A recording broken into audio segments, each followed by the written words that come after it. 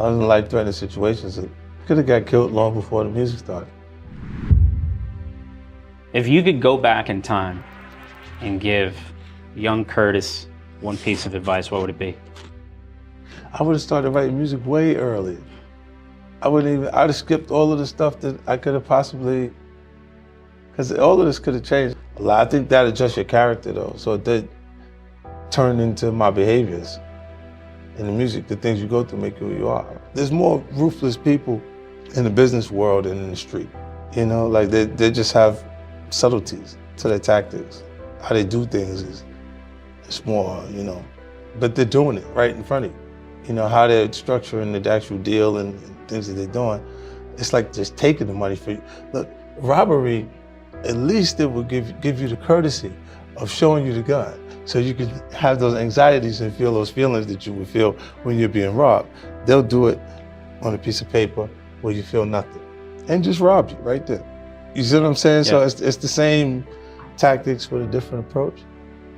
And a lot of them, the people that do this comfortably, like handing you the contract, the thing that they're not conditioned for is direct conflict. And that the circumstances I grew under, I absolutely have to be prepared for it. There's positive influences, there's negative influences, there's a lot of things around that you can actually do. Like, you look at YouTube, man. It's pretty much every skill set you're looking for you can find on YouTube. You find some information about what you're trying to do and not even have it be something for you to sit and read. You're watching them explain it to you. You know, so I don't know why it's not clearer that there's less limitations. Like, you're not limited the same way you were in the past, you know what I mean? Okay, now how did you become interested in vitamin water?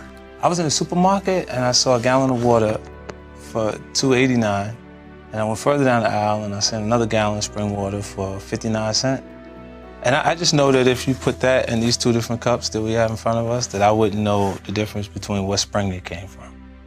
When I got back, I told Chris at the time, me and Chris Lighty was working closely together, he was managing me, and I said, I want to sell water. And he was like what? I said, I want to sell water. He's like, to who? Everybody need water. Like, you know, it might have been an easier concept for him if I said I wanted to sell liquor. So you bought the company? No, so I ended up having about almost 10% of it. And it was sold to Coca-Cola for you made $100 million? Well, 4.1 billion they actually sold the company for. I've somehow ended up under circumstances where I've been up against the toughest things in the environment that I come out of before any success takes place. I always say if there was someone to run and go get, I would have ran and got them, but I have to run get me. So I had to come back myself every time. So it just makes me not look at what would be the bigger situations in front of me, or harder circumstances don't seem so rough to me no more. You know, like, because I've already been up against the toughest things, the biggest obstacles. Take this for granted, right? Almost 90% of the time I'm communicating with people who've achieved a higher level of education than me, right? They're college graduates, things like that. And what I hold on to is they wouldn't have made it under the circumstances that I came up under. And, you know, if the information that you needed in the business classes were in the book, if everything you needed was in the book, then the teacher would be too successful to teach the class. It's how you adjust to things too, I think, because you're gonna have peaks and valleys, or have things change in your career at a point, and you feel like, is it at a high or is it at a low? You can't even, because the money is still coming in. You don't feel like there's a change in finances, but you'll see things that you go, wait, I don't understand why they're doing this. Even now, in film and television, I'll look around and go, wait, what is this? Like, I don't know what they're doing. Like, why'd they pick this up?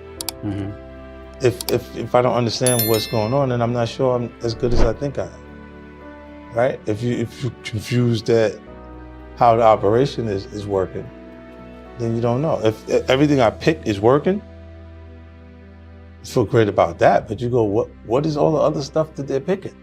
Right. What is that? Like, how much does that equate to as far as the audience that they have at the network, or why are they doing it? You know, and just trying to understand that. Because I guess eventually I'll be the network. Without knowing who you are, an individual could look and just judge you and say, I don't like that. He had that diamond goat on his neck. Why'd he put that there?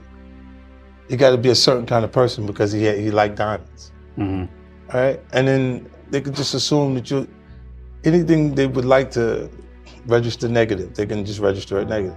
Some people, they have the trait of, like, let's say the person's across the street, they look at you, they don't like you across the street. Some people feel the need to go across the street to say, why I'm a good person. I don't give a f. Yeah.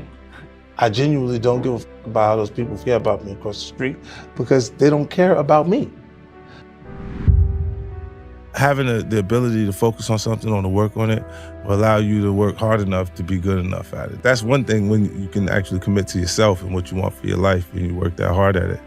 This is watching someone else raise their hand to answer a question that they know the answer to. And that means that person deserves to be ahead of you in life because your fear of being wrong at that point is not allowing you to create your value in the workspace. Well, when you're in life-threatening situations, it makes you a little more conscious of death. You know, and the more that you are aware of your fate, the higher the probability you have a chance to live. So you're a little more free. So walking into a room, even at the worst possible scenario, it won't damage me to the point or hurt as much as that hurted. So I'll go in there in a secure space, able to speak and ask the questions, and I'd rather feel like I'm unaware for the moment within those quarters than to feel like I'm unaware in a losing situation. So I don't regret those things. I don't regret them because I don't think I'd be who I am today if I wasn't exposed to those situations. If you ask me, would I, those are unfortunate situations that I've had to experience. And if I had a choice, I would have definitely went in a different direction. But under those circumstances, when you're in an environment where you meet aggression with aggression, or you're deemed weak, and the weak becomes the prey, you gotta kind of back people off of you at different points. And when you're willing to go as far as further than the other guy, you'll always prevail. You always end up on top. Even at this point, the person that you could have met, fell in love with, how many positive moments? Right. Your highlight reel. Right. The thing that's really important, the most expensive thing we spend is time. Because we can't get it back. And when you look at the highlight reel, whether the person's rich, poor, in the middle, wherever they're at, right? Look, me personally, I look at it and say, they still have so many moments. Look, before I had money, when I'm rich, in the middle, when I'm poor, when I'm in the middle, when I'm rich, regardless, I've been on each one of those portions of the journey. Right. I had fun. When we didn't have no money, we had fun. Was that the most fun? It was fun. Now it's a different kind of fun. Different kind of fun, yeah, for sure. Different kind of fun, and when you grow up without finances, you start to view financial freedom becomes really important. You know, you start to be conscious of because the restraints, the biggest restraint is something that costs, right? How much it costs. You know what I mean? And later, you work yourself into a place where you're not worrying about the cost, like what you're saying. It's elementary, right? The building blocks that you put down, essentially, if they keep moving, you can't build, right? So I set certain rules that was the basis for how we would be productive. I said, I don't care who you fight, do not fight someone that I came with. If you niggas have some sort of dispute or something going on, y'all tell each other, I'm with you right now, get away from me. Right. You go to the back of the bus, you stay at the front of the bus, whatever. You know you're uptight, but you just stay away from me. Y'all stay away from each other, right? Because if y'all have to fight, y'all both getting the fuck out of here. Y'all going home. Right. And the reason why I was saying this is I can't bring new people on when the foundation that I had is fighting each other.